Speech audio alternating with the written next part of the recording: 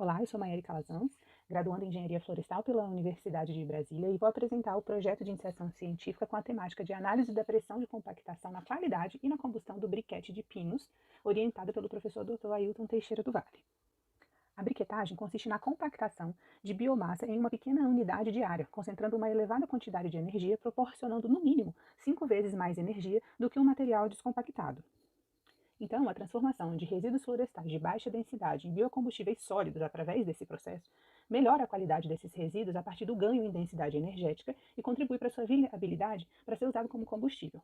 As características e a qualidade dos briquetes podem ser influenciadas por variáveis relacionadas tanto à matéria-prima quanto ao processo de produção, como a temperatura, a pressão, tempo de prensagem. O objetivo desse estudo foi analisar os efeitos da variação de pressão de compactação no processo de briquetagem para otimizar a qualidade do briquete produzido e o tempo de combustão dos briquetes, o qual foram submetidos à queima. Para a execução do estudo foram utilizadas serragens de pinos oriundos de uma serraria, o qual foi determinada teor de umidade, análise de granulometria com o uso de um vibrador Bertel, determinação da densidade do granel, determinação dos poderes caloríficos com uma bomba calorimétrica e determinação da densidade energética.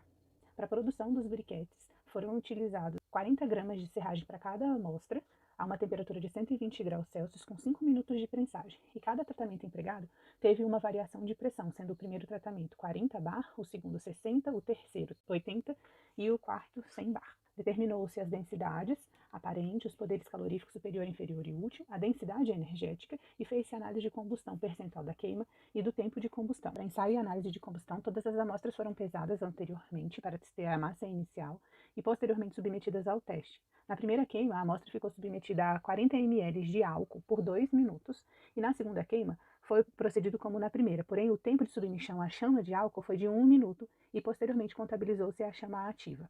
A amostra continuou queimando sem a chama auxiliar até o final e foram pesadas novamente essas amostras para calcular-se o percentual de queima de cada tratamento. Como resultado da análise de granulometria, a gente pode observar que a serragem é composta por diferentes tamanhos de partículas. Então, na tabela 1 e 2 estão expostos os resultados da análise de granulometria e os teores de umidade de serragem, sendo que em mais de 95% da composição para a formação do briquete é um material mais grosso, com as partículas maiores. E o teor de umidade foi de 8,9% em base seca. Esse teor de umidade mais baixo, entre 7% e 8%, já são valores esperados, porque é um processo que ocorre a uma temperatura elevada, com cerca de 120 graus Celsius, o que ocasiona também a evaporação da água. Na tabela 3 estão os resultados de ganho em densidade em função desse adensamento da serragem.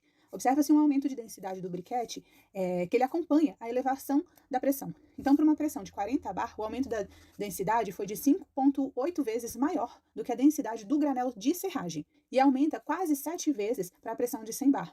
O poder calorífico superior é um dos principais parâmetros para expressar essa capacidade de geração de energia, e ele mede a quantidade de energia que é liberada de um determinado combustível sólido por uma unidade de massa. E como a briquetagem é um processo mecânico de adensamento, não existem modificações químicas do material. Então, o poder calorífico superior e o poder calorífico inferior, tanto da serragem quanto do briquete, são considerados os mesmos. E o poder calorífico superior foi de 4.756 quilocalorias por quilograma, e o poder calorífico inferior foi de 4.432 quilogramas. Já o poder calorífico útil, ao contrário das outras, é calculado em função do teor de umidade em base úmida.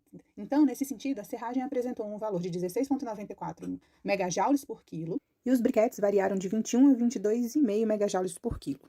Em termos de ganho em densidade energética dos briquetes, já em relação à serragem, observam-se ganhos acima de 450% para todos os briquetes, com maiores ganhos, acima de 500% para aqueles tratamentos com maior pressão.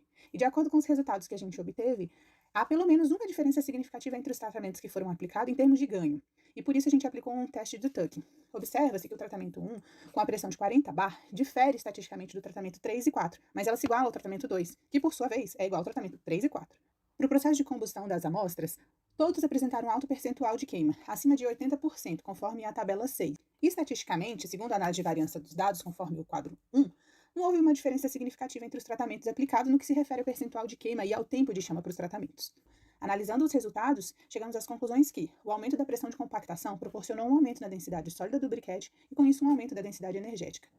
Quanto maior a pressão, maior o consumo de energia. Nesse sentido, do ponto de vista de ganho em densidade energética, a produção dos briquetes com pressão de 60 bar mostrou-se mais viável, pois mantém a qualidade com o menor consumo energético para o processo de adensamento, para a fabricação do briquete. E não foi possível observar diferença significativa entre os tratamentos quando foi analisado o percentual de queima e o tempo total de queima.